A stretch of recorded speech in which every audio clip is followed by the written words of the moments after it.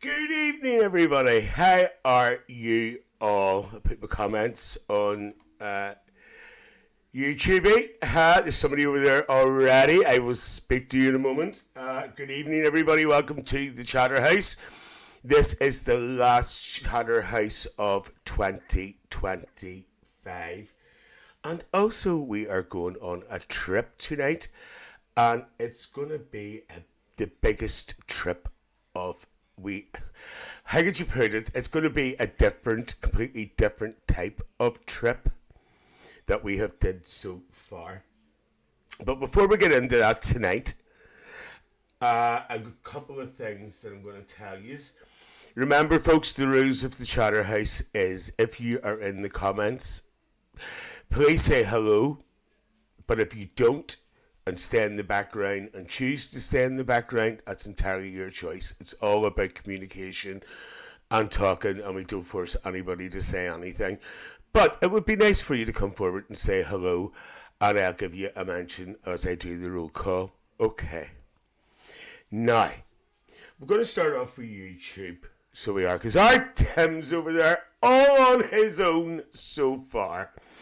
And by the way, folks, just in case you don't know, we are actually live on our YouTube channel, which is at Chatterhouse 55. And what you can actually do is, if you have a smart TV, you can tune into YouTube there, watch me on your big screen, what more would you want, and actually stay in the comments or on YouTube or go into the comments on the Facebook group. So you've got a choice there.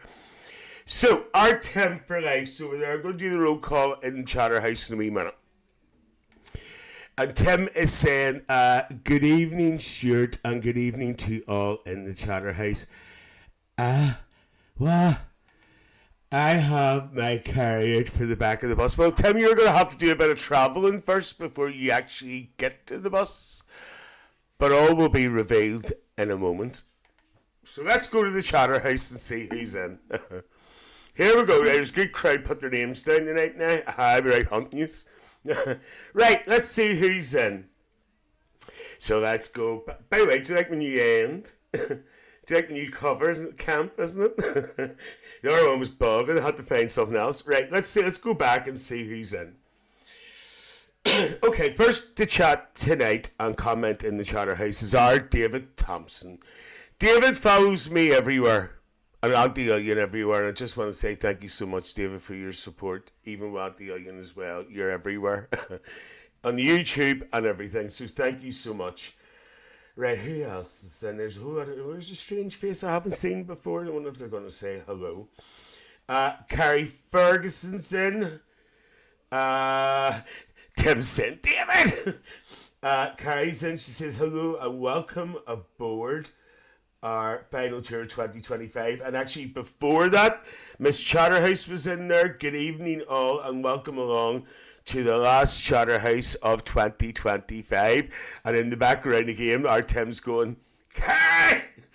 As well, our Jackie McFarlane's in. And if one day I should become a singer with a Spanish bum who sings for women of great virtue, she's through the door. And you... Tim's shouting, Michelle! Right, what did I say? Sam Davidson is in.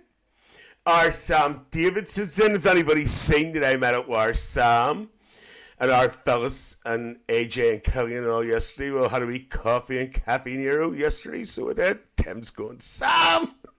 Tim, if you think I can through this one by one? Right, what did I say? Right. Sam says hello from me and Phyllis from B&M in Sprucefield. Well, I can't say nothing because Auntie Lillian was in B&M yesterday. She let herself down a bucketful. So that's another story. So what do we say? Jackie's saying hello to everybody. Jackie's highlighting. Sam says hello from me and Phyllis and B&M. Jackie's saying hi, you guys, and Jackie's saying hi, hello, Stuart. Now, there is a few more said they were going to come in, but they haven't spoke. Where's Arwell? He said he was coming in there. few people missing there. Right. Okay. Oh, look who's in. Look who has just come through the door on YouTube. Now, if anybody's wearing earphones, take them out now. So here we go.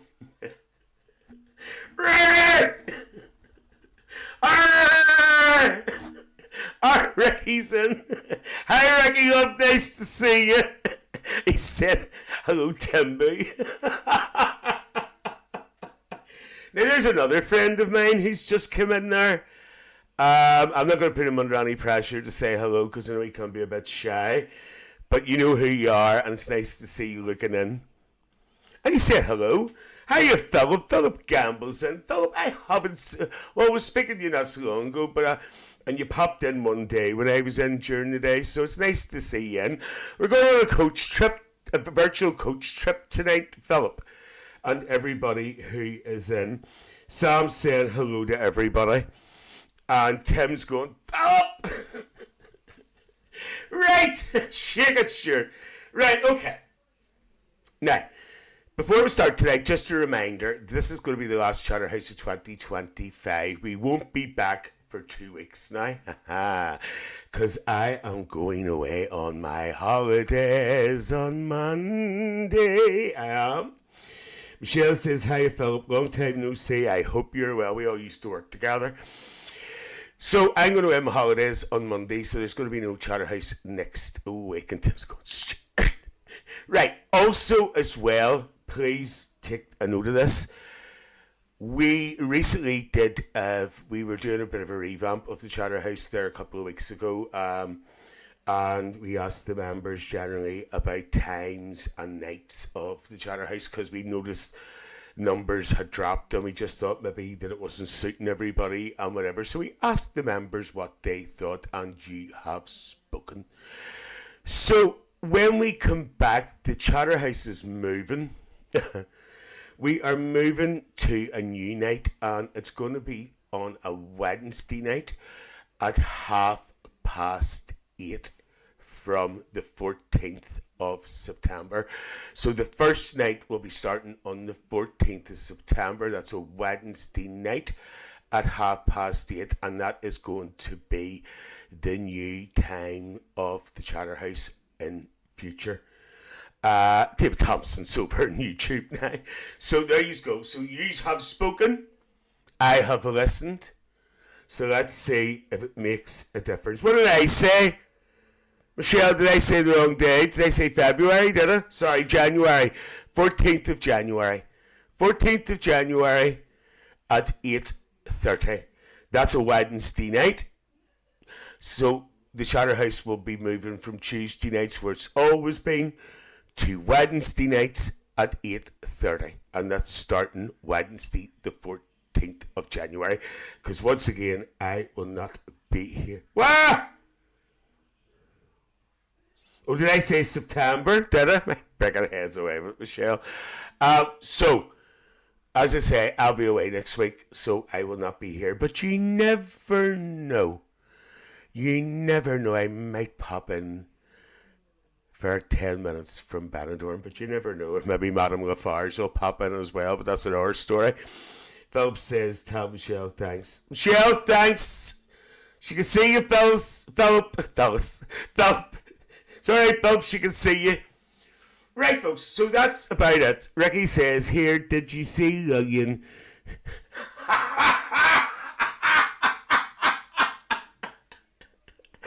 Ricky has said, did you see Lillian with the tinfoil on her head, and what's going on? I think she's lost the plot. Ricky, have you ever seen the video killed the radio star? Lillian was cooking. I seen that comment. Have you ever seen that video? If you haven't seen it, go and have a look if you can find it on YouTube, because they're all wearing silver. And that's the best you could come up with. They're turkey foil. So that was the reasoning behind that. She's been doing films all week. She was doing Grease 2 yesterday. Who's that guy? She even roped me into it as well. Okay, folks. So, once again, one more time. Wednesday, 14th of January, 8:30, the Chatterhouse's new night will be beginning when I come back from holiday. Okay. Right. Somebody else has just come in there. I wait until she comments. Our Catherine Playfair. I've just said it now, so she's in. Hello, Catherine. Love. Nice to see you. Welcome to the Chatterhouse. Catherine says hello, Stuart, and everyone. Hello, Catherine. Right. Okay. Now, if anybody doesn't know, we have did a couple of coach trips before. Lillian always gets foiled every time she shoplifts. Lovely. So tonight's going to be a bit different. Because not only are we going on... The last one we did, we went on a coach and a ferry. Now, I don't mean a ferry as in whatever, fairy godmother. We're actually going to... Well, we are over here. We're going to be getting the coach as normal, but we're going to the airport. We are going to the airport. Yep. Carrie says you should keep them lights around the clock all year round. Just decided to really like them. Carrie, I actually am. I'm going to. I'm actually thinking of getting some coloured ones and changing them now and again. And Kathy Lightenson, nice to see you, Kathy. It's me. Right. Morgan Monday. That's right, Ringer. Right, okay. So we are in...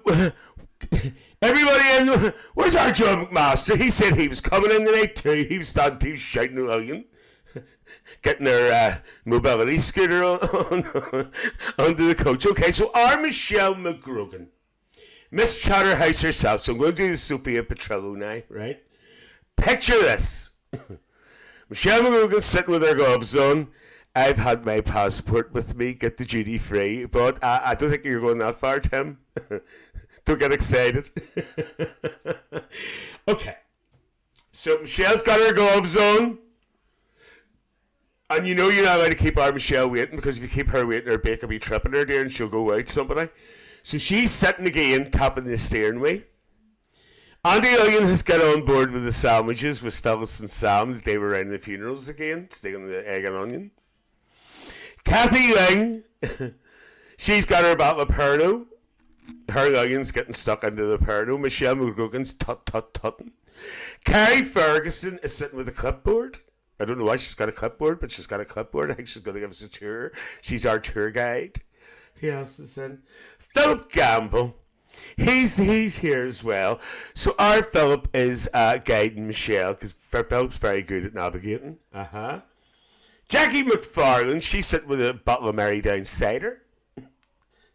And Catherine Playfair, she's waiting for the conductor to come on because she's got a history of that, but that's another story. Well, anyway, sorry, Catherine, you'll never get that down.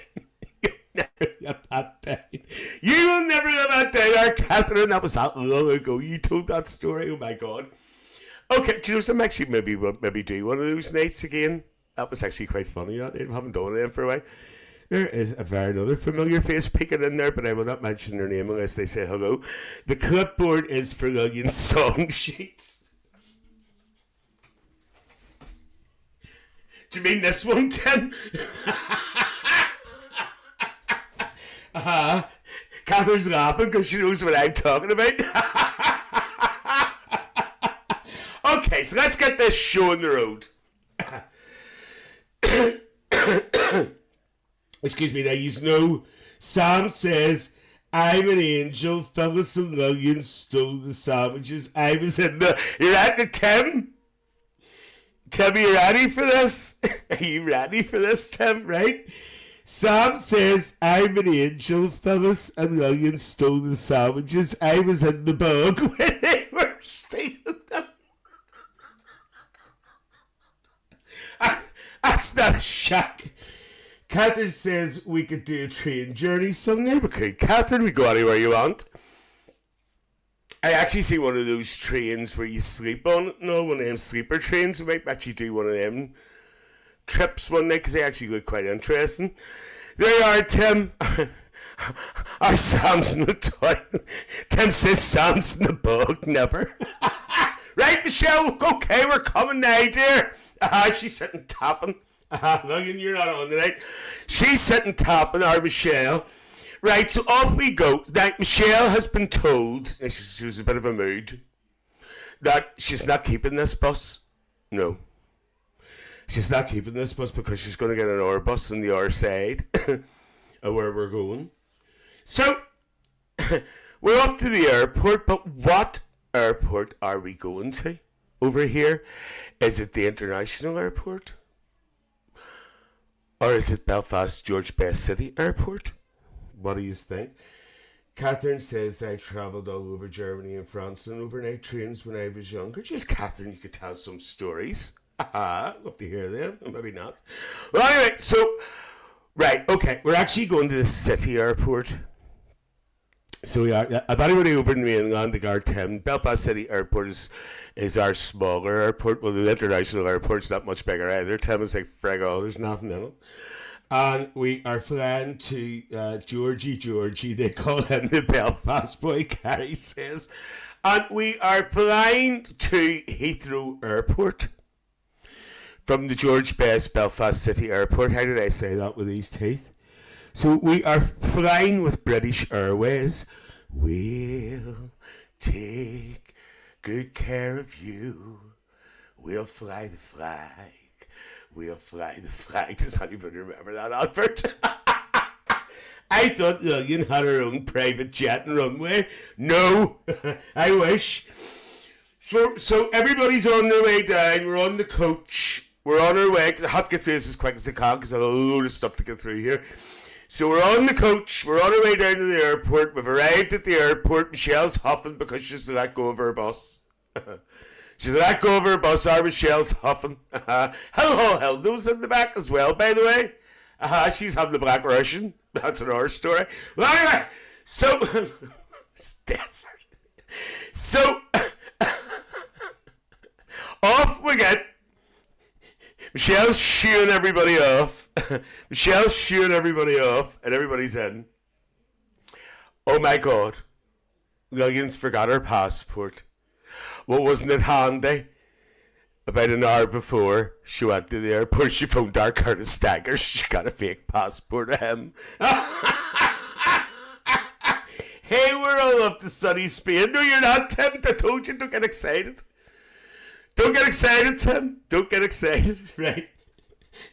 So now you had to go and see Curtis Staggers, your number one fan, to get a fake passport because he works in the passport office, so we're sorted. Because as you know, you need identification for flights. But most of the flights now, just about like you know, folks, in case anybody doesn't know, you don't necessarily need passports all the time for some of the I can't speak. The airlines now, some of them will take a driving license and stuff. I think EasyJet will take a driving license, but I think you have to have a passport if you've got no main baggage for the hold. You need your passport. Don't talk to me about passports. That's another story. But anyway, our house was like a Holocaust last night, 2 o'clock in the morning. But anyway, spit it out, Stuart. Until I can't speak, I tell you, these teeth, Choppy and the Wonder Horse. Right, okay.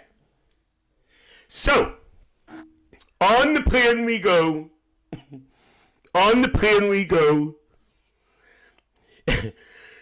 Lillian's given off because she only got one complimentary drink. And it was a bottle of water. She was raging. She thought she's getting Perno. Michelle's sitting eating the bag of nuts. Kathy Ling, I don't know what she's doing. She's hooking around under the seat.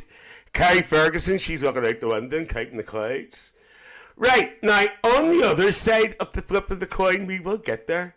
Jackie McFarland, she's still on the Mary Downsider. But on the other flip of the coin, Tim for Life. Tim for Life is going to the train station. Tim for Life is going to the train station, and Tim is heading on a train journey from where he lives. Now, I don't know what train station he would use because nobody knows nothing about him. But anyway, dig. No, I'm joking. He is heading to meet us where we are going. So, we've arrived. We're at Heathrow Airport.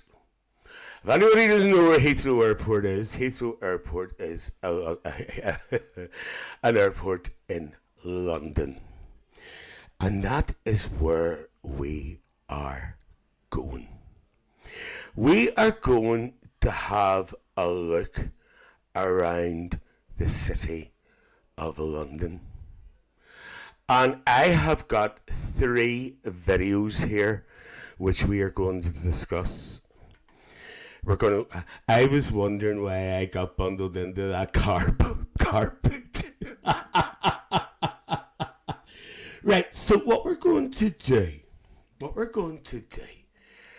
I am going to give you a bit of an education, first of all, when we get to London. And I'm actually going to do this first before we get, in case anybody has ever thought about going to London, let's talk about the transport very quickly before we start the videos, because I don't want to bore everybody. Right. When you go to London, as you know, they have absolutely fantastic. Well, we see the Tower of London. You never know, Carrie. And Tim says London, baby. Right, so when you go to London, as you know, they have... there's the buses there. That's only the background. I'm getting good at this. London has a fantastic travel network. Their public transport system is absolutely amazing. It's absolutely outstanding. As you know, they've got the underground, which I am actually going to do a night about, maybe more about London. I'd love to do the history of the underground because it's so fascinating. Stuff like that fascinates me, and I'm a bit of a geek. But anyway, so they have the buses, they have the tube. They also have the new Elizabeth line as well, which has cut down a lot on tube journeys. It's made travel quicker, and it's absolutely amazing. Carrie says the closest I've come to seeing London was at the VR Santa sleigh in the town that flew over London and New York and the Grand Canyon. And Tim says, geek mistake. That's me, Tim. No, I love all stuff like that, Tim. The history of the underground is amazing. It really, really is. And, and what people used it for during the war, shelters and all. It's absolutely fascinating. Right, okay. So, here's a wee bit of advice for you if you ever go. And the only reason why I know this is because obviously, my partner Lee is English. Lee is from London. He's a Londoner. Maybe it's because I'm a Londoner. Yeah, and I have picked all this up from him. What to do, what not to do, and whatever. So let's look at the transport system very quickly. And we're going to talk about one thing about the transport system, and it's the most important thing. It's money. Now, there's 2 ways you can pay for your transport in London. You can use one of these. And it's the Oyster card. Now, we had this discussion a long, long time ago about the Oyster card. The Oyster card is a card that you can buy in any shop in London, or you can actually order them online before you go. They are £5. You should do a haunted underground tour, Stuart. Yes, that would be a good one, Tim. These can be purchased in shops. They can be ordered online. They can be topped up online. They can be topped up at any train station, tube station. There's usually kiosks and shops. You can top them up there. Now, these are very clever. Now, if you don't want to use an Oyster card, you can use your credit or debit card as well. But this is where the clever part comes in. So, when you get to... So let's look at the buses. Right, say you get a bus. A basics, by the way, YouTube, have no comments on it at the moment because I've got to be notes up here, so I will get back to the comments on YouTube. If you get a bus in London, the standard fare is £1.75. The standard fare of a red bus in London is £1.75, regardless how far you go on your journey. That could be from the start to the finish of the journey, 1 stop, 2 stops, 3 stops, and whatever. But here's the clever bit. What actually happens is, if you are going to be out travelling all day in London, there is a cap. And what actually happens is, now here, there's actually two things happen here. First of all, the cap is £5.25. So if you stick to buses all day in London, right, in the London area, right, you will not be charged any more than £5.25 on your journeys. It goes up to £5.25 and it caps, okay? And what actually happens then is when you tap your Oyster card, which you still have to do, you will not be charged. Now, here's another clever thing as well. Say, for instance, I'll read you comments now of when you get on a stop and say you get off at the next stop, what you can actually do is if you get one bus and you get onto another bus within an hour, so say you get on 3 buses within an hour, you will not be charged. You will only be charged your £1.75. So if you change journey within an hour, get on, say for instance you went on the bus for a half an hour, right? And you get off, you can actually get on the next bus and you won't be charged as long as it's within the hour. And you can keep doing this within the hour. So there you go. Now, another thing as well is zones. I'm not even going to go into them because we'll be here all night. You know what I mean? Pardon me, you've got zones 1 to 6, Central London and whatever.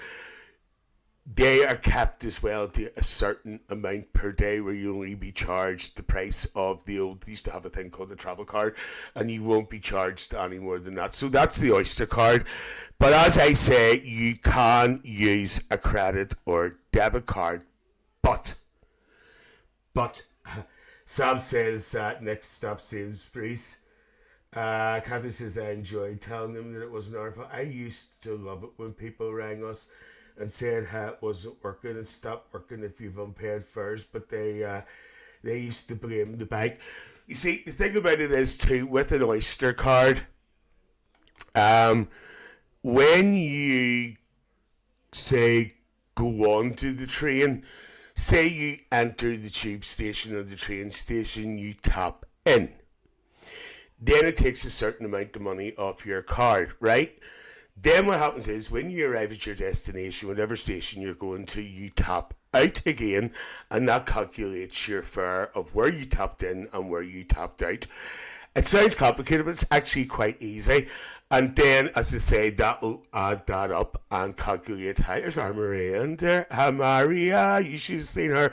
Hello, love. So it'll never go any higher than the capped rate for your zones. So it's a good idea, but here is a problem. Here is a problem. If you have children or you have a family, you would be better getting Oyster cards because you cannot use your debit or credit card for nobody else but yourself. The fare is for you. So say Carrie Ferguson and her husband and her 2 children went to use the tube and they only had 1 debit card.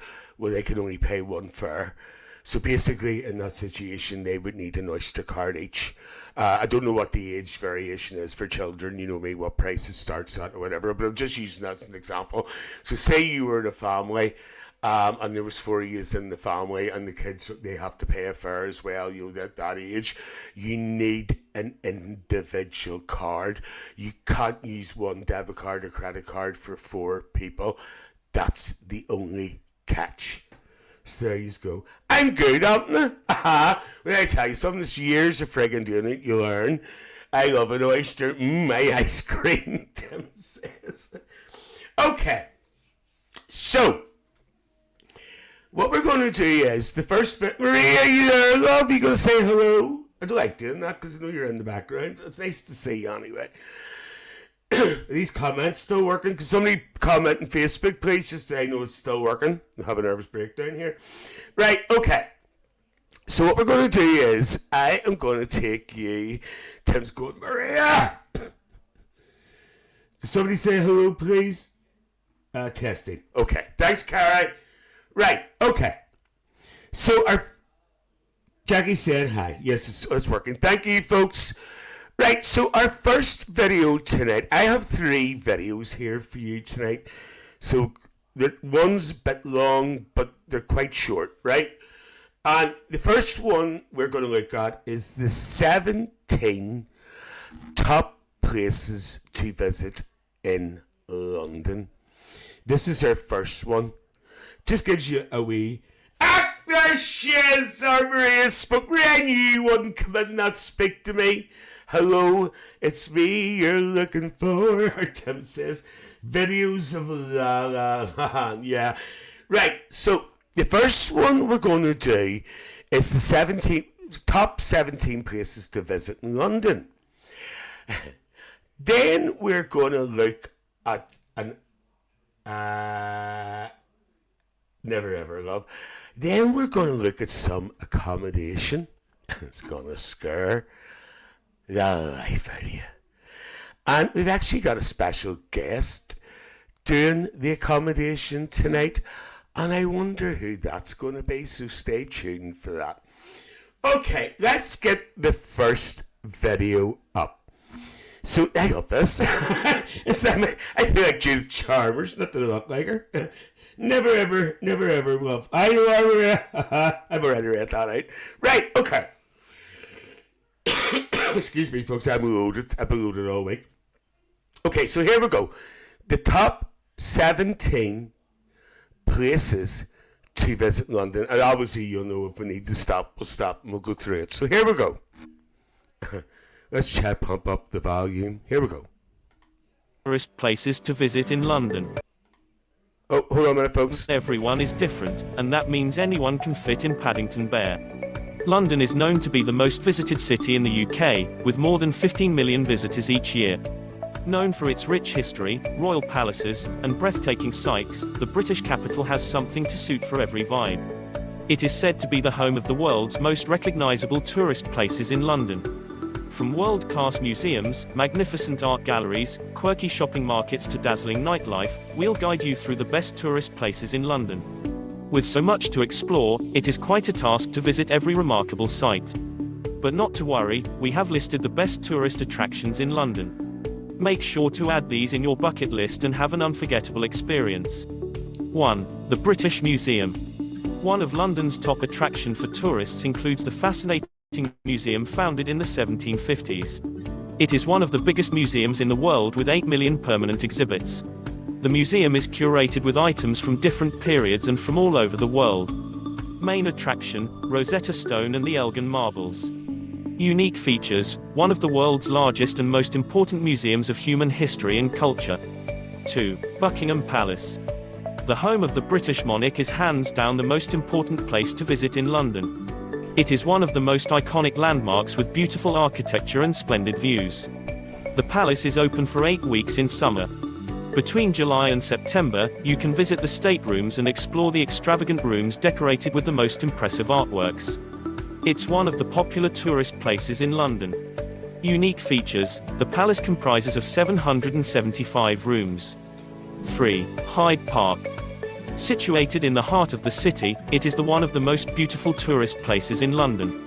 Hyde Park is also one of the biggest royal park. The park is a great tourist place in London to spend some quality time with family and friends. It has some amazing water features and statues, making it a must-visit London's attraction for tourists. The park has been Grade 1 listed on the Register of Historic Parks and Gardens since 1987. 4. Madame Tussauds.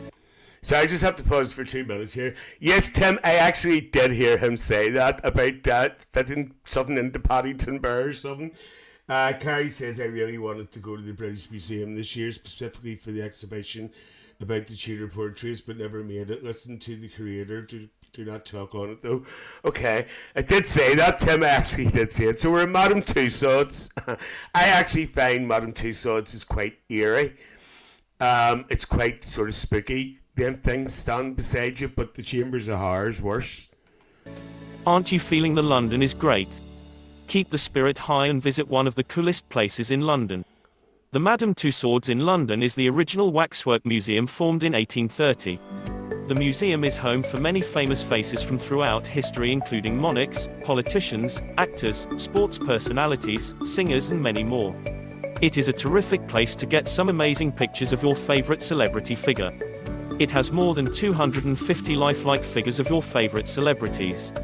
5. St. Paul's Cathedral. St. Paul's Cathedral is one of the most religious tourist places in London. Located at the highest point of the city, it is one of the biggest churches in the UK. St. Paul has served as a key location for many important events in British history, such as the wedding of Princess Diana and Prince Charles in 1981. There is a lot to see inside the church, like the glittering mosaics, 400 years worth of sculpture and religious artwork, the cathedral's historic library and much more. It is the seat of the Bishop of London and the mother church of the Diocese of London. 6. ZSL London Zoo. It is the world's oldest scientific zoo with over 750 species of animals. The zoo is full of wonderful and exciting things. From Asiatic lions to meeting monkeys, visiting the iconic Penguin Beach, Tiger Territory, Gorilla Kingdom, and for the brave hearts is Cheers, I've met plenty of monkeys. the ultimate walk-through spider experience. It's a must-visit London site. 7. Coca-Cola London Eye.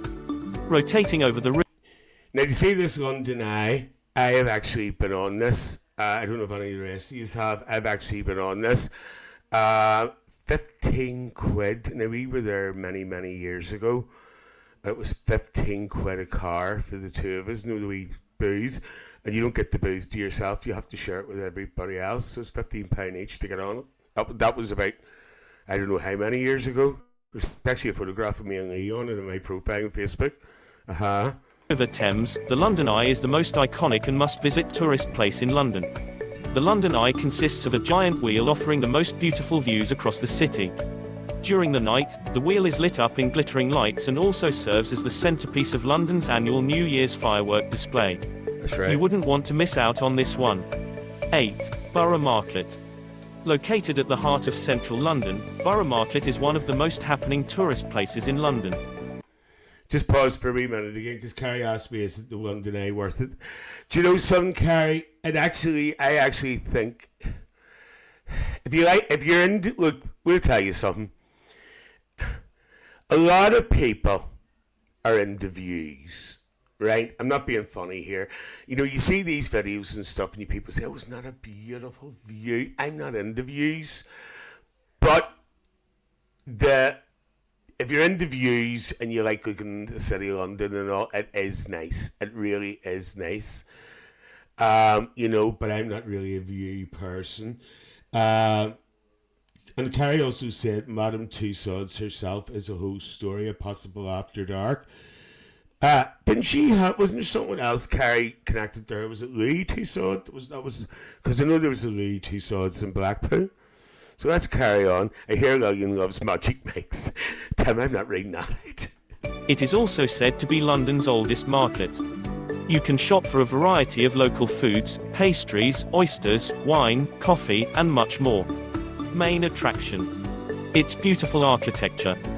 This venue has been used as a film location for Bridget Jones's Diary, Lock, Stock and Two Smoking Barrels in Harry Potter and the Prisoner of Azkaban. 9. Sea Life Aquarium in London. The Sea Life London Aquarium hosts about 1 million visitors each year. It is home to one of Europe's largest collections of global marine life. The aquarium offers an unforgettable experience as you start your journey in their stunning glass tunnel. You will witness some amazing attractions and see some major water stars like seahorses, octopus, zebra No, I would like that. I like things like this. sharks and the popular clownfish. Unique features. More than 2 million litres of water is used in this aquarium. 11. The National Gallery. If you love art, this is the place for you. The National Gallery consists of European masterpieces. It is a free site to visit with free guide tours and multiple language audio tours. There are various free activities available for families and children too. One's journey isn't complete without visiting this tourist place in London. Unique features. It houses a collection of over 2,300 paintings dating from the mid-13th century to 1900. 12. Warner Brothers Studio Tour. Make some noise, you all Potterheads. You have arrived at your dream destination. Witness the magical land, which is a complete bliss for all the Harry Potter fans. The iconic sets, props, costumes, and artifacts straight from the film sets are all there to give the fans hands-down magical experience. It is quite possibly the only permanent filmmaking exhibit of its size in the world. 13. Walk the Thames. It's It is beautiful. impossible to miss River Thames while strolling in London, It's as it runs beautiful, right through the folks. heart of the city. Walking along the riverfront from Westminster to Tower Bridge, you'll pass many iconic icons such as the London Eye, Big Ben, the Houses of Parliament, the Tower of London, St Paul's Cathedral, Shakespeare's Globe and the London Bridge. A boat ride along the Thames is in everyone's checklist. And by the way, folks, they actually have a thing there. I can't remember what it's called. It's a boat. And it's actually classed as their public transport as well. And you can use your Oyster card on that too. It's a river taxi or something it's called. And you can use your Oyster card on that as well. We done it. I was sick for 2 days after. It was rough. It was in the middle of winter. But it's nice. It was nice anyway, you know, but you can use your Oyster. Many river tours offer cruises and activities along the way too. 14. The Hippodrome Casino. Looking for a full-fledged London's nightlife experience? This is the place. The UK's largest international-style casino, open 24/7, is a place full of entertainment. Jeez, don't take a million in there. Jeez, their pension, their friggin' bingo money and everything go. The casino consists of award-winning restaurant Heliot Stackhouse, cabaret theatre, music room, poker deck, 4 floors for gambling and also features sports streaming including NFL games. Oh my It is one of the God. busiest places in the city which promises a spectacular sight. 15. Tower of London. One of the Brilliant. most iconic landmarks is the 900-year-old historic Castle of London. This royal fortress has served various purposes like prison, royal palace, museum, armory, and even zoo. This place is famous for serving many infamous prisoners. Tower of London also embarks as a UNESCO World Heritage Site for its rich art and history. Since 1994, the crown jewels have been on display in the Jewel House in the Waterloo block. 16. Hampstead Heath. A perfect escape from city life is the ancient heath of 320 hectares. A beautiful grassy, countryside and a public place, Hampstead Heath is one of the highest points in London. The glorious chain of ponds running along the eastern perimeter is everyone's favourite. It also has Parliament Hill, 3 open-air public swimming pools, ancient woodlands, playgrounds and many more. Seeking in the beauty of nature, this place offers an absolute wanderlust experience. It covers a staggering 320 hectares. 17. Big Ben. Big The journey Ben. in London for tourists is incomplete without witnessing the world-famous clock. The It is Elizabeth London's Tower. most iconic national timepiece. The Big Ben consists of the House of Parliament and the Elizabeth Tower.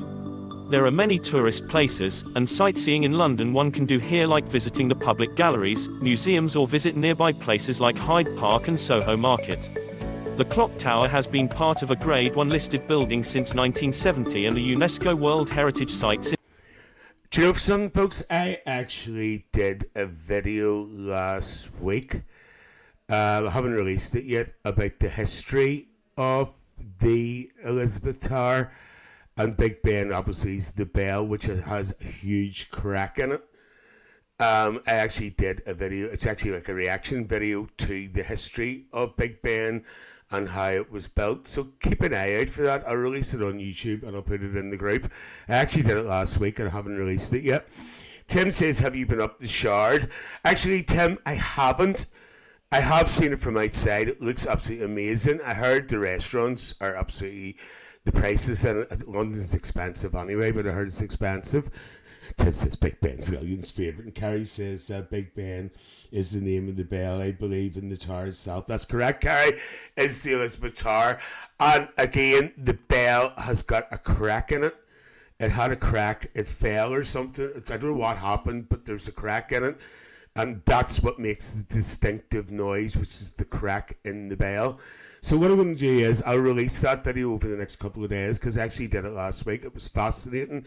Really, really fascinating. I didn't think anything like that would interest me, but it really did. It was really interesting. Big Ben's the bouncer in the Legion. Since 1987. If you like this video, don't forget to subscribe. Thank you. Absolutely. There you are, folks. By the way, I'm going to name all the channels these came off tonight. That came off Travel for You YouTube channel. Anybody watching on YouTube, the link to that channel is in the description of this video, and I will put the link to their YouTube channel when this live's over tonight all the links to all the creators, because after all, they are the people who made these videos, and they're the people who put the effort and time into making them. That's only a wee brief taster of what, but I have a belter, something amazing coming up for you very soon. So, like, share, and subscribe. Yes, please. Right, okay. So what we're going to do is now we're going to go to our hotel. We're going to go to our hotel and use all I'm going to say is I can hear the screams already when you hear the price of this hotel. This hotel is in London. It's called the Connaught Hotel.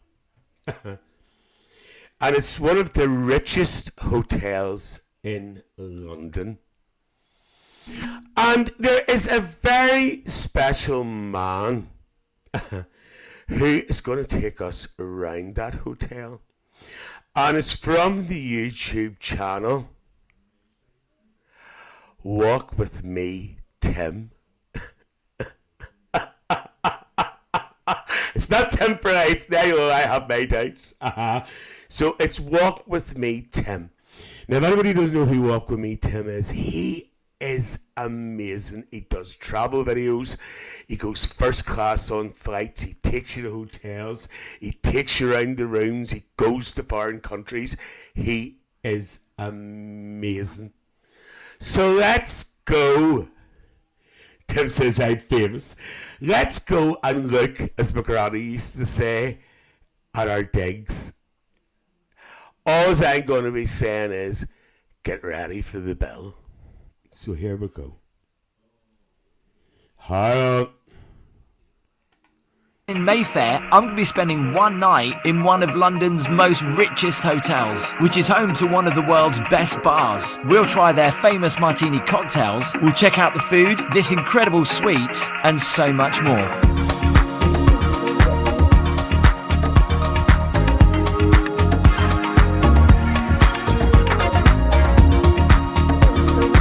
I'm going to go small.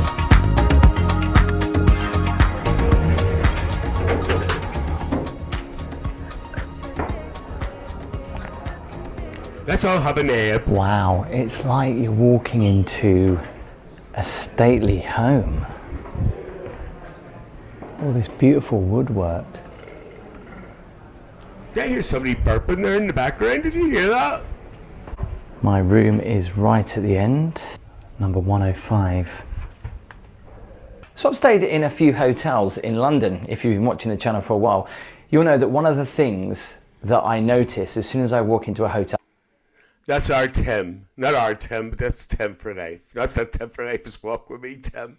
is the smell. You can sense that you're in somewhere that takes pride in their hotel when it smells really nice. Okay, so bedroom that way, bathroom that way, and the living room is in here. Come on. Right, Michelle, get your handbag and your suitcase there, dear. Look at this.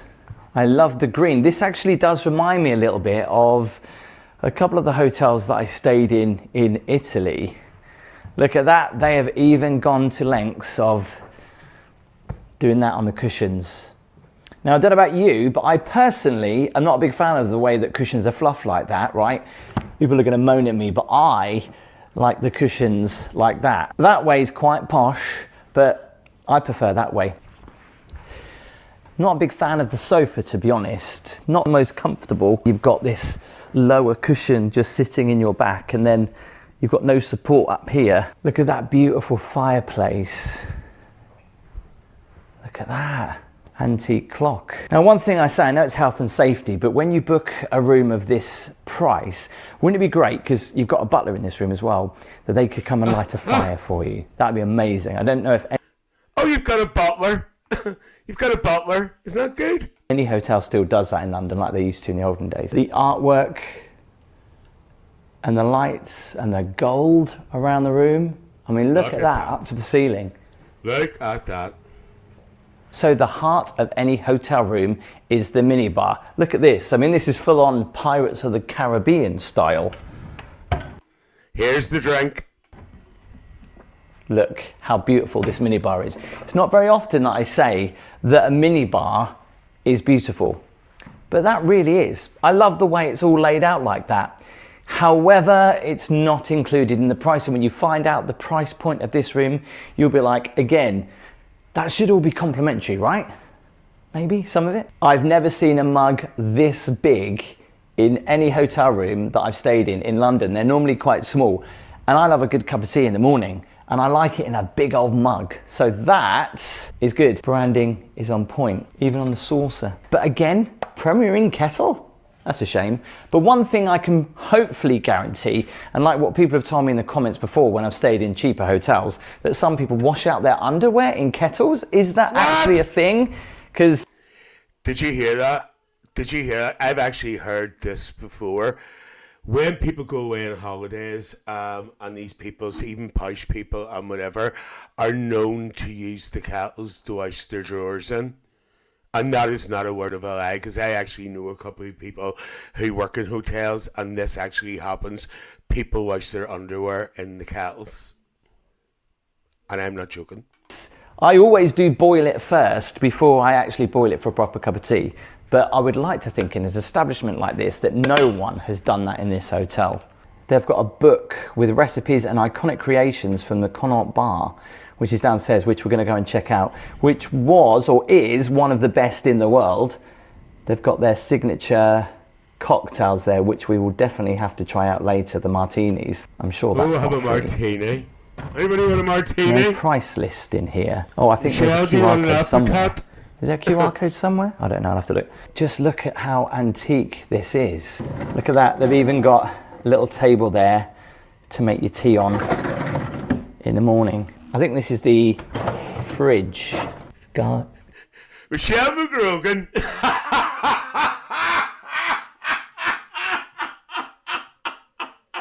Michelle McGrogan is just saying, Liggins, nipple, pink bra and drawers wouldn't fit in that kettle. Michelle, I'm surprised at you. Glasses are so beautifully polished. Look at that. I love the red in there. That's really nice. It's not lovely. But what a minibar cabinet, eh? The history behind that. I'd love to know how old that is. So when you pay for an expensive room in London, it is nice to receive some welcome gifts. It could be some fruits. It could Here's the freebies. be a little bit of chocolate. It could be a dessert. And on here, we have pretty much everything. We've got a bottle of champagne. We've got some sweets, some fruit, some cookies, and also a very nice cocktail. Straight into the Tupperware. Let's check out the view of Mayfair. Here's the And view. we do have a view of the fountains. I think they go on every 15 minutes. The hustle and bustle of Mayfair going on down there. Nice little window seat. They've got the expensive water. This looks like a brand new rug. Do love the modern twist on the lights. So you've got a little bit of modern in here, but you've also got this beautiful architecture. And look at all the gold in here as well. For those that might ask the question, where's the TV? It's just behind here. It's pretty big. Temple Life says, Michelle, you can defrost your knickers in the fridge. Lovely. Big. And actually quite tastefully done, because sometimes in these grand hotel suites they kind of add it on a stand and it looks out of place, but at least I've hung this on the wall, and yes, all right, not completely symmetrical, but it looks good. The bedrooms through there, you can tell with the luggage. And in here, I love this, look at that, the bathroom. Well, let's go into the bog. This is Sam's. Sam, this is your room, dear. First thing I noticed, right, this is a beautiful bathroom, and the thing that lets it down is the toilet. Because yeah, it's one of these like lovely smart Japanese toilets that heats your bum and cleans you. It's great, but I would have preferred to have seen, like, you know, a proper old style toilet in here, because it just doesn't go, does it? Which is a bit of a shame. I love it. Is it, would you say 1940s type of style? I love that. It is lovely. It is lovely. Look at that. We hear the price of it. I didn't think that's actually built into the mirror. Little hidden cupboards. Which is quite nice. So the toilet washes you, it dries you, and it warms your arse. Lovely. Michelle says, Tim, you couldn't handle me. Love, I'm hot stuff. And Sam Davison says, gorgeous, hate the colour. Tim says, Sam's dream pan. Big bath, look. I love how they've framed the anti-slip bath mat and just put it there. And what's interesting is these smart toilets, normally the flush is on here, but they've still got that there.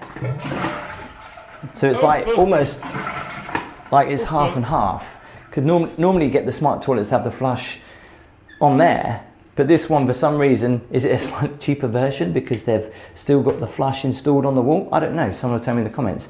We've even got the extra quilted. Look at that, branding's on point. Pretty small shout. Oh wow, look at that. The branding is everywhere, even on the floor. That is this marble? Yeah, wow. This is solid marble, look at that. Like a big sunflower. Could you throw your shower head. But not the biggest shower. I think at a squeeze, you're gonna go for around about 2 people in here. Which is perfect, because Gabby is gonna be... There you are, Sam, you and fellas can fit into that. Joining me in just a moment. Branding's on point, look, even on the towels, which seem really lovely and fluffy. And the bedroom, I have to say this is a weird style in the sense that it's a bit grand, it's a bit old, it's a bit modern, it's a bit mismatched. Casper's got a bed in here. It doesn't look as grand with that bed, which looks kind of like a hospital bed, but it's a little put-me-up bed for Casper. But what's really nice is they've put balloons there, they've got a little gift for Casper too. I do love it when you're staying a night with your children that they make the children feel extra welcome. They've even got a little card for Casper, a little dog. They've got a sticker book, an activity book, and some pencils, and branding is on point there too.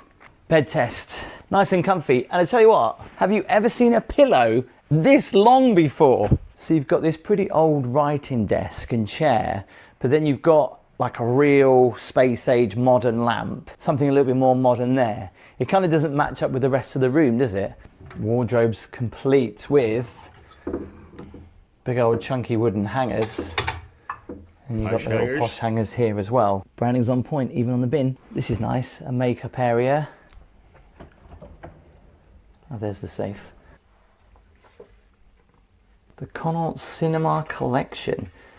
British film, okay, classic films been selected.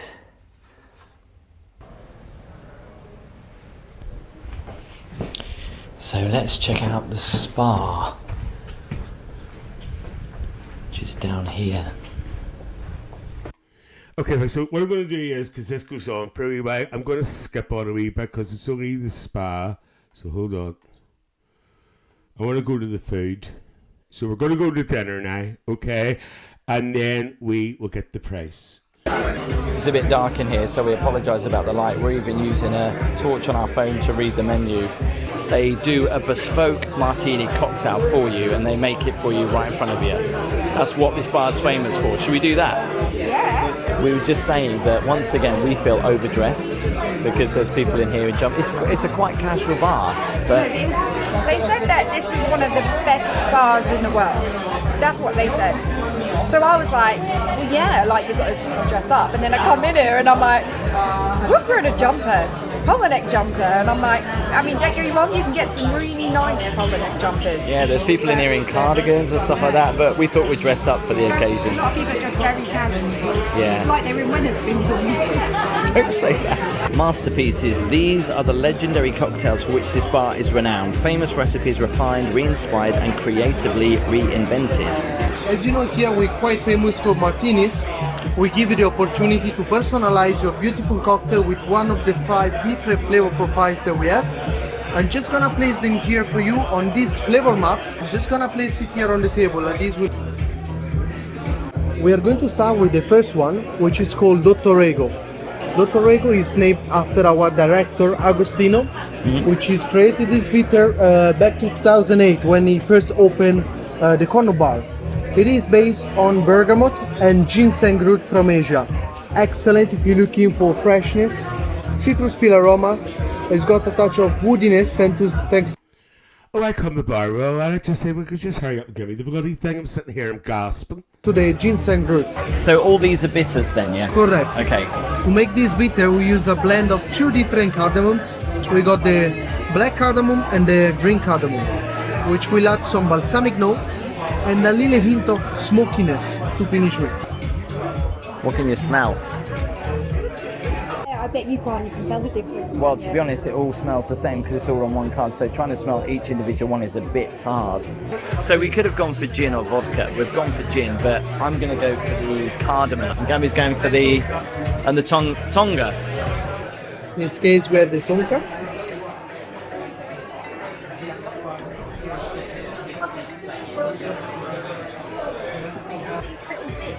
Really like go towards the actual taste. It's amazing, isn't it?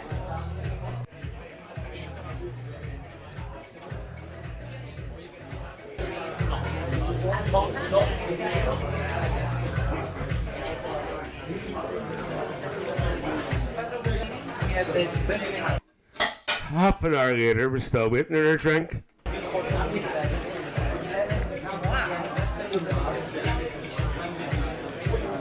Well, that would make me need to go to the toilet. I'd get that everywhere if I did that. Look at that. I know, Look at the Tim. height on it. And that makes a difference when you do it like that. It's putting the lemon all around it, so wow. The tonka being bitter for you.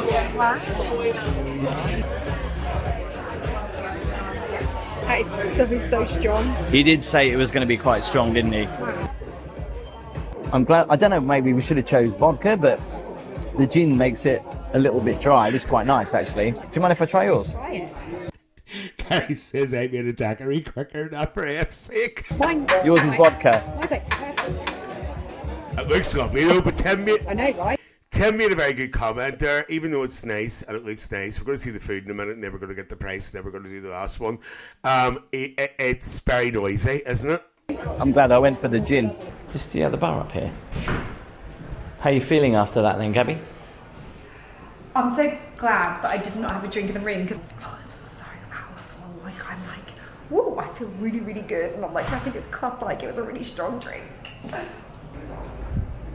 Yeah, it is. Is it? Yeah. Is it in this curtain? Oh wow, we've got little stools. You can put a little private area. We've just come into the red room, or red bar. I just want to tell you how much the cocktails were. So they were £30 each. With £30 a each. service charge added on. We ordered a bottle of water that came to £10. So the grand £10 for a total bottle of with water. the water and those 2 special martinis came to £90. We just walked in here and Gabby has just ordered us a champagne cocktail before. £90 for those 2 drinks and a bottle of water. Desperate. We even looked at the menu to see how much it is. Surprised. Thank you. Thank you. Okay, so this is a 3-star Michelin restaurant, and I think this is the first time that I've ever had a wine list like this. This isn't a list. This is this flipping book. This is insane. It's so big. They have an index, pages. Wow. Is that the prices per bowl? Per glass? Of course. Right. This is a welcome drink from the chef? Yes. I've never had a welcome drink from the chef before. It looks like pottery from mine, doesn't it?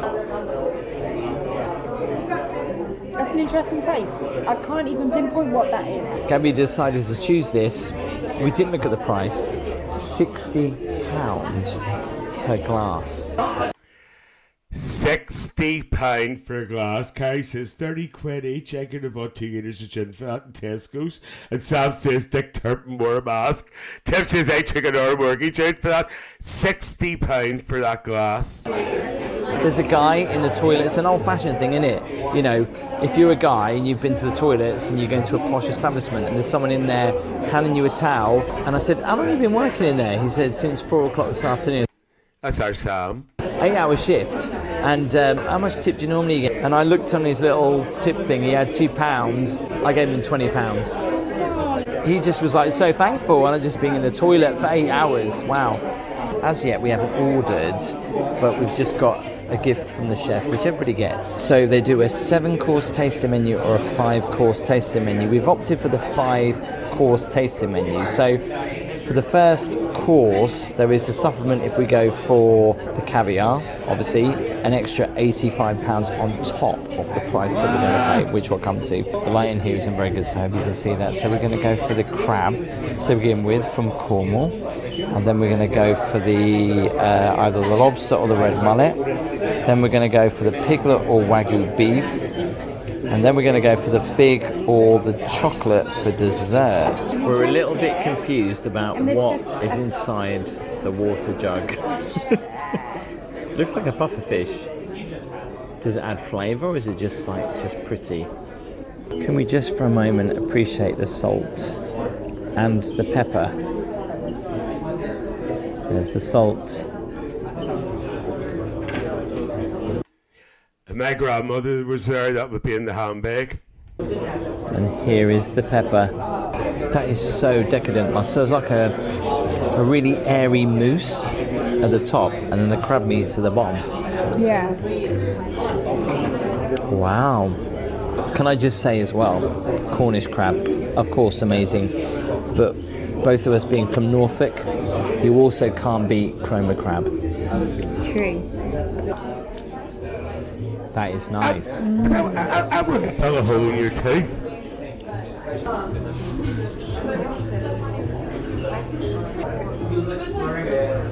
Look at that. Wow. That's butter, man. Look at that. Well, this it might be the most iconic dish here. Developed this dish, which is the lobster cooked in tandoori spices.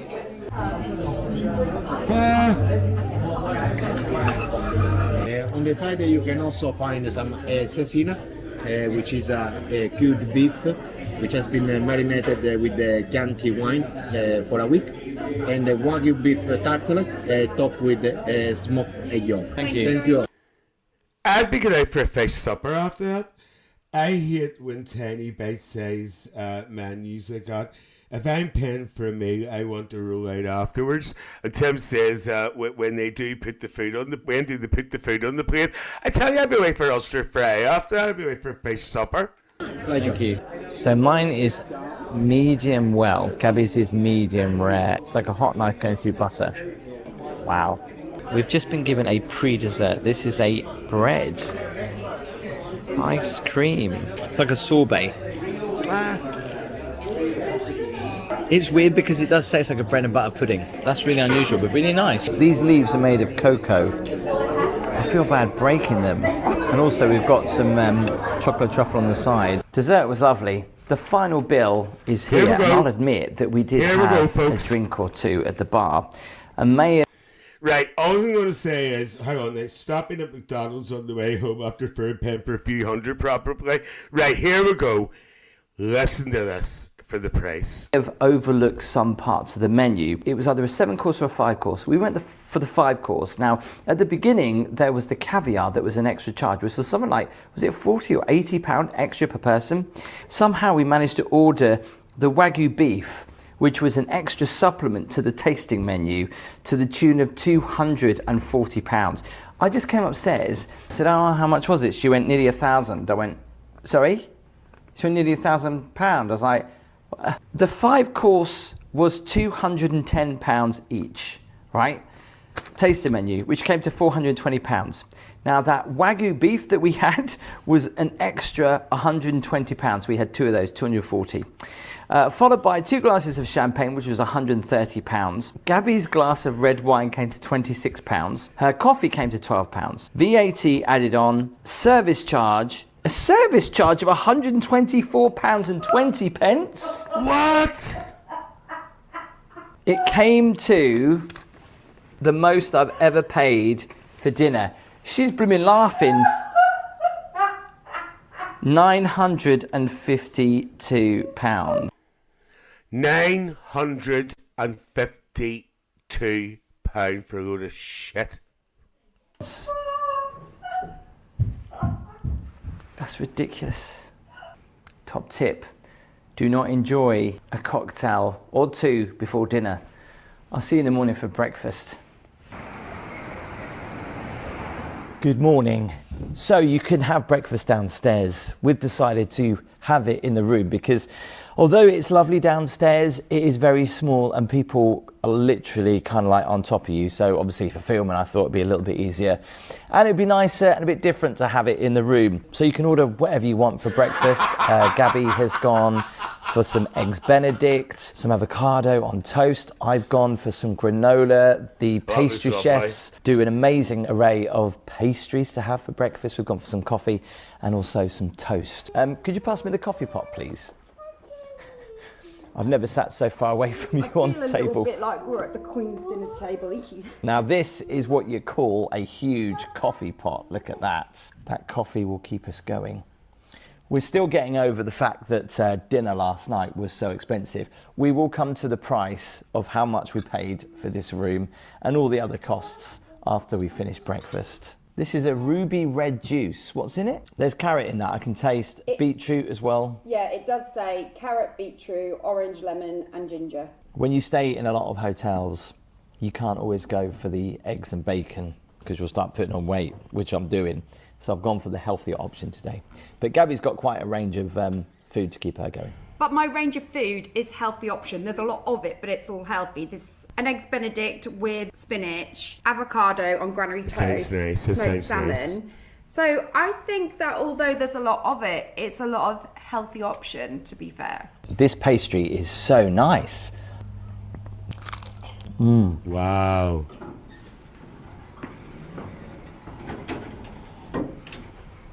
Just look how beautiful the lift is. I'd like to think it was beautiful. They're all different colours. I think the other one's purple, this one's green. All right, we've got the final bill here. We'll talk about that in Right, folks, we're going to got the final bill. just a second. Now, this isn't my cup of tea, really. The room itself is very grand. Yeah, it's very grand. But like a couple of hotels that we've stayed in London, it's that old timely feel. I mean, to be honest, I got kind of like Italian vibes with this room. Yeah, like the chairs. The Venetian element, yeah, and definitely the green. Oh. Definitely the green. Yeah. I loved how the minibar was presented. The furniture in the bedroom was all mismatched. However, our night's sleep in that bed was pretty good. Yeah, it was really comfortable bed. I loved the shower. I didn't get a chance to experience the bath though, but we loved the shower. I found the toilet weird. It's one of those Japanese toilets, yet the flush is like Weak. behind it, and it is weak. Yeah, you Yeah. have to. I know it's a really random thing to talk about. It was just like, how many times have I got to, even just going for number one? I mean, how many times do I need to actually That's flush too much this? information. The staff here were great, and the world famous bar downstairs was a great experience. Oh, it was, yeah. The fact that how we the martini, lemon. how we did the martinis like that, and Yeah. then because we were like, what's he doing with the lemon? But it's obviously scenting the air as the liquid falls through We didn't it. realise so much you could actually go into a martini cocktail, Yeah, did we? and I'm not a big martini drinker, but after this, I've certainly got the taste for it. But wow, yeah, they're strong. We had one each, and when we walked to the other bar, we did stumble along the way a You little were like, bit. yeah, okay, so this works. The tasting menu was really, I mean, that's the first time I've ever ate in a 3-star Michelin restaurant. That and was lovely food. It Really was lovely nice. food. Instead of going for the 7-course, we went for the 5-course. And instead of going for the piglet, we went for the Wagyu beef. And I love the fact that he actually bought a cut of beef to the set, a real cut of beef. To show us Yeah. and describe the meat, like the inside of the meat. We didn't realise, because we were a little bit intoxicated at that point, that it was an extra charge. We loved the dinner and the way that each course was presented to you and explained about the food. I mean, the thing is that when you're in a restaurant like that, they serve the food and they explain it, and there's so much information coming at you. It's difficult to take in what they're saying, especially when you've had a It's drink. overwhelming, isn't it? It is. Yeah. Beautiful hotel, and I love the entrance with the fireplace. It felt really cozy. And It really the did. smell of flowers, Yeah. which actually isn't the flowers, it's the candle they've got burning. It was a lovely floral display. Yeah. Oh yeah, there is, was really nice. but the scent wasn't coming from the flowers, but it made you think it was almost just. I think that walking into, like, we're in Mayfair, you don't expect a hotel to come across cozy like that. A lot of these big hotels, you think, oh, they're so big and overpowering, but this was really intimate and real cozy as well. That's what was really nice. Let's talk about the bill then. So last night's dinner came to £952. This morning I woke up and was like, was that a dream? And then I looked at the receipt again and I was like, no, it wasn't. Yeah. The nightmare. I hate to be the bearer of bad news because I got the bill at the end and Tim was like, how much was it? I went, nearly £1,000. And you went, come again? I was like, it can't be. How can it be? I was like, because the tasting menu was 200 and something pound. How did we get to that amount? And now we know why. I think it was because he brought the beef to the table and he was like, do you want to go for the piglet or the beef? And was like, oh, we don't want to go for the piglet. We'll go for the beef. And he kind of like did it like that. And so it made us feel like, yeah, we want to go for the beef, and then completely forgot that we had to pay extra for it. Yeah. The room rate, is it worth the price? This room. And we were upgraded because I booked this through My American Express, and obviously when you do that you can get a free upgrade when it's available. But the room rate that I originally paid for, which is not much difference to this really, to be honest, it's just the view that we had, I think, was £3,774. £3,774. The service charge was added on for £153. So the drinks last night in the Connaught bar were £90. It brought the grand total to a whopping £5,035. And if you like hotels, don't forget to click on the screen now and check out Claridge's in London. This hotel was pretty amazing. If you haven't already, don't forget to go and... So there you go, folks. Let's just cut it off there because so over £5,000 for one night. Over £5,000. Carrie says £3,774. That would get you a week in Tenerife, indeed. Desperate, isn't that awful? And then a £400 service charge on top of that. Oh my God! How many months is that for? Sam says. Right, I know. I had to do that, even though it's not sort of a coach trip type thing. But I just wanted to let you see that. That's just unbelievable. I'd collapse. I'd be in the prison. I wouldn't be able to pay for it. As Carrie said, she'd be washing the dishes for months. Okay. Time is moving on. So we've got one more wee 10-minute video to go, and that's us finished. So we're going to go and have a wee bit of a juke. Pardon me. A wee quick juke. So far that video came from Walk With Me Tim's YouTube channel. I will also, the link is on YouTube, but it's also, I'll put it on Facebook as well, so you can go and have a look at his other stuff. I want to tell you, see him and Gabby, there's no airs and graces about them, they're not posh or anything like that there. They just say the way it is. Sam would be shitting golden coins, Tim says. Right, so for our final destination tonight, we're going to a YouTube channel called Bucket List, and this bucket list, this is a guy who has a bucket list, and obviously a bucket list is things that you've always wanted to do. So let him take us for a quick tour around Buckingham Palace. Welcome to another episode of Ultimate Bucket List, and on today's show, I'm going to be showing you around Buckingham Palace, and unlike some of the other YouTube fraudsters out there, I'm actually going to show you around the inside. No, really.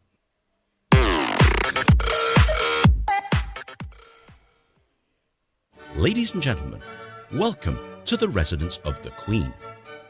Buckingham Palace is the most famous royal property in the world. With over 775 rooms, at least 200 bedrooms and 92 offices, it's the largest of the royal palaces. But even though millions of people visit it every year, they mainly just walk around the gates and take pictures from the outside.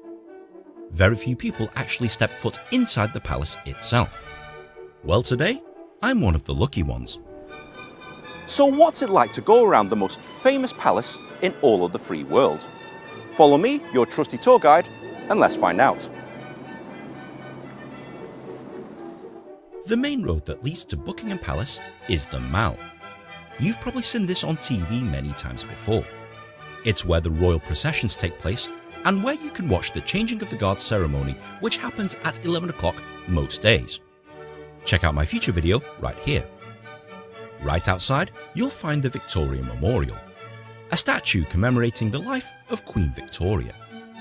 It's cool to check it out before the tour, and it affords you the best spot to take pictures and videos of the palace. What you're seeing right now is known as the east front of the palace. Contrary to popular belief, the Queen isn't behind that window over there. The only time she does venture here to the east front is to stand on the balcony to wave to the public. It'll be hard for her, she's dead now. Speaking of which, look up at the flagpole over there. If the royal standard is flying high, it means that she's actually here. If the Union Jack is up there, it means that she's not at home.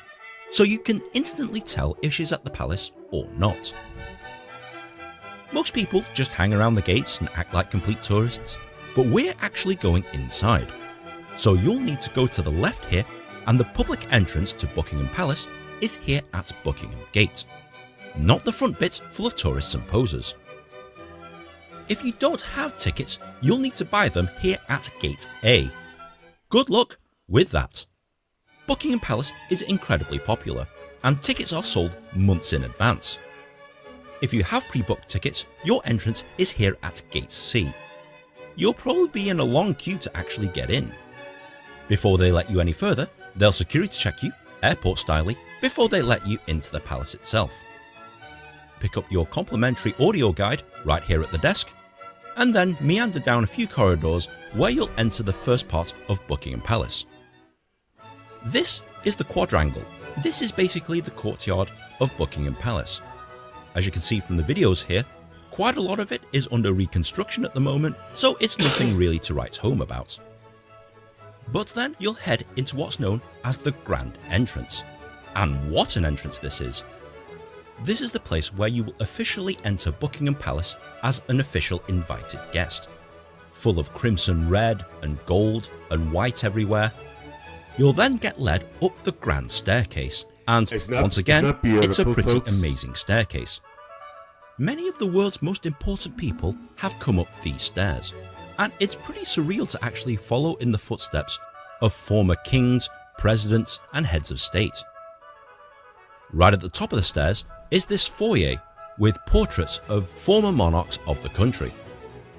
And the ceiling detail here is pretty amazing too. From the foyer, you'll be led into the green drawing room.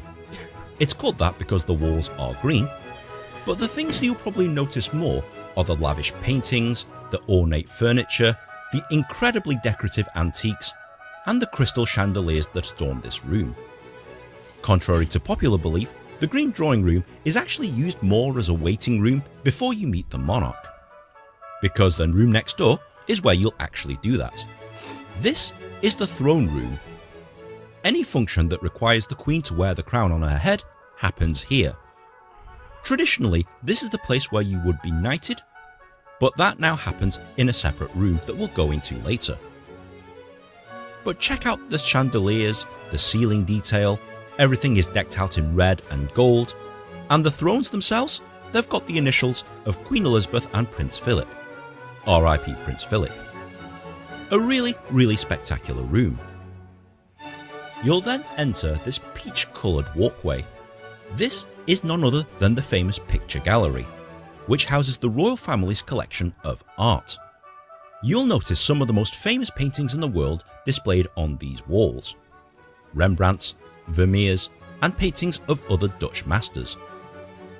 If you're not really into art, it kind of is a bit lost on you, but if you know roughly anything to do with art, it's actually quite a nice art gallery in itself. Even though you're not in an art gallery. Keep walking further until the walls turn grey, and now you're in the East Gallery. Again, it's a small collection of royal artwork. I'm particularly fond of the antiques on display, and the paintings of Queen Victoria, which I like very, very much. You'll then be led into what's known as the ball supper room. Traditionally, this is where the Queen will dine intimately with other members of her family. But at the moment, it's currently an exhibition of the Queen's personal jewellery. You'll get to see many things, such as the Girls of Great Britain and Ireland tiara, but the most famous piece that you'll probably see here is the diamond diadem. This is the Queen's personal crown that she wears for the opening of Parliament and anywhere where her official portrait is required, such as on postage stamps and on our money. It's a nice exhibition of the Queen's personal jewellery. Looks beautiful, doesn't it? But once you exit the ball supper room, you'll enter the largest and grandest room here at Buckingham Palace. This is the Grand Ballroom. Traditionally built as a ballroom for dancing and parties, it's now more used to entertain dignitaries from around the world.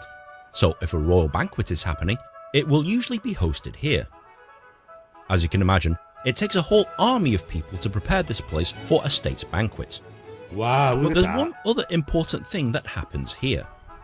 Right at the end of the room, you'll notice 2 chairs and a lectern, because this is the place where investitures happen, i.e. where you are knighted by the Queen, or a member of her royal family. And this happens literally right here. So if you are being knighted, the procedure is thus. You'll be called forward where you will turn and face the Queen. You'll need to bow, or curtsy if you're a lady, before kneeling with your right knee on the stool here. She will tap you with a sword on the right shoulder and left shoulder before telling you to arise, announcing your name, and she will award you with your award. She will then make small talk with you for about 10 to 15 seconds before shaking your hand. You retreat back 3 steps, bow or curtsy again before exiting stage left. And there you have it, from commoner to knight in less than a minute. Not that any of these bored-looking tourists are aware, which is a shame. You'll then come across what's known as the state dining room. Dear The million. biggest thing you'll notice is the red walls, the white and gold everywhere, and the fact that this is the room that the Queen personally likes to dine in herself.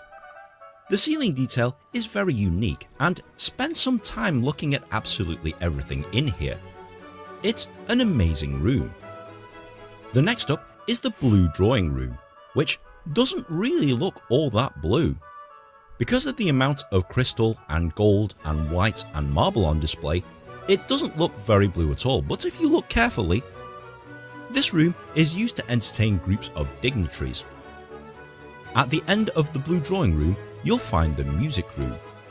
Even though it's called the music room, and there's a grand piano on display right in the middle, it's actually more used for the christening of royal babies. So in theory, this should be called the christening room, but what do I know? But if you're meeting the Queen one-on-one, face-to-face in private, this will happen right here at the white drawing room. This famous room, decked out in white and gold, is the spot where the Queen will generally meet with very important people, Looks such as the incredible, President of the doesn't United it? States and monarchs of other countries. Complete with Queen Victoria's gold piano and priceless antiques, God. it's an amazing room. But behind this unassuming bureau lies the Queen's quote-unquote secret personal entrance. From her apartments, she can actually access this room from behind the mirror here. But it's not so secret anymore because everybody knows, and the fact that they've actually left it open means that it's not really a secret. Still pretty nice though. You'll then meander through the anteroom, not much to see in here, before going down the Minister's steps and back onto the ground floor. You'll then enter the Marble Hall. And as the name suggests, it's full of marble statues and artwork. It's a very nice hall indeed that leads. Sorry, stop there. Kai just says more public rooms in that gaff than the rooms in every house I've ever lived in combined. The thing about it is, though, too, most of these rooms are only really opened, when it's open to the public. Half of the palace is never ever used. It's empty most of the time. to the final room that you'll see here at Buckingham Palace, the ballroom. Traditionally, this is used as an indoor meeting place if you're attending any function at Buckingham Palace, particularly the garden parties. For you, this is pretty much the end of the tour.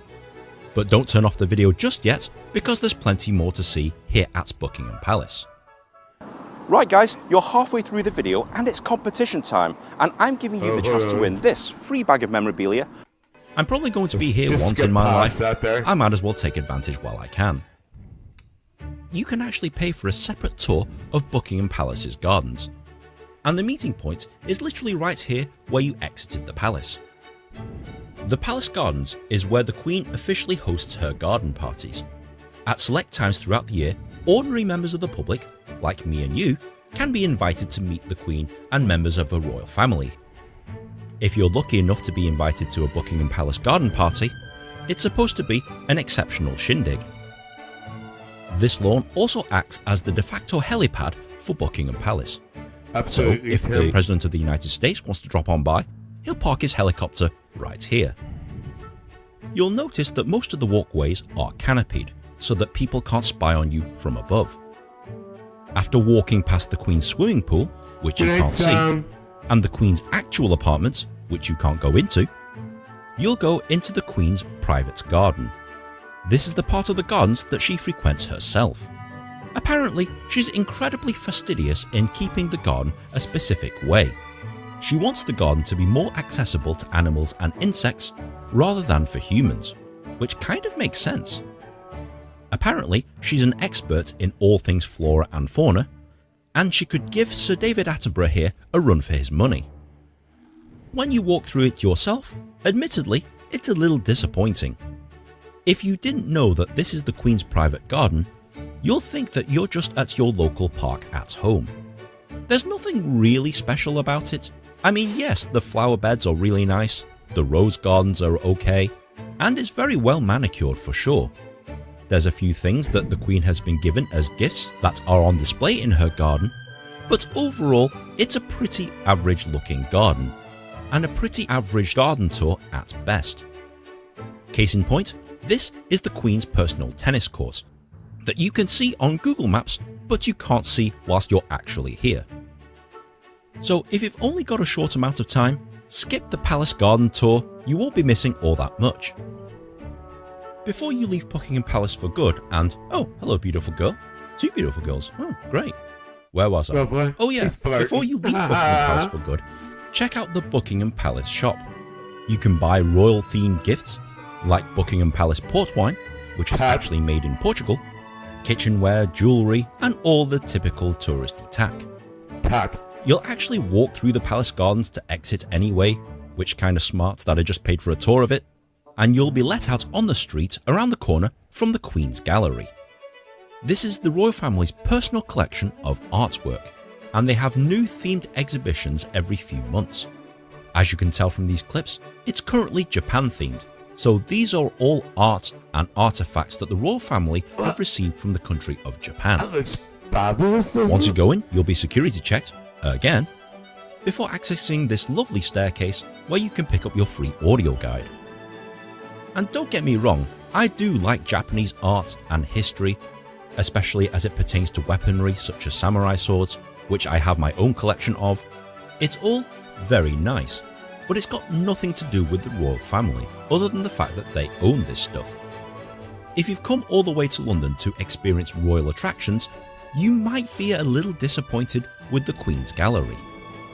Hopefully next month it'll have something a little bit more relevant. When you go down the stairs, you'll probably find more relevancy in the actual gift shop, where you can, once again, buy lots of royal themed paraphernalia and, oh my goodness, how much is it for a teapot? Yikes. But your day at Buckingham Palace isn't finished there, because down the street from Buckingham Gate lies the Royal Mews. This is where all the Queen's horses and all the Queen's carriages are located. And most tourists generally avoid going in here, but it's definitely worth checking out. You'll get to meet some of the Queen's horses.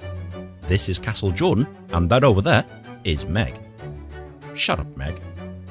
You'll see where they get trained, and you'll see where everything is stored.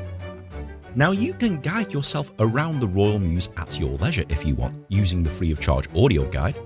But if you've got a bit of time, hang around and take part in one of the many guided tours that happen during the day.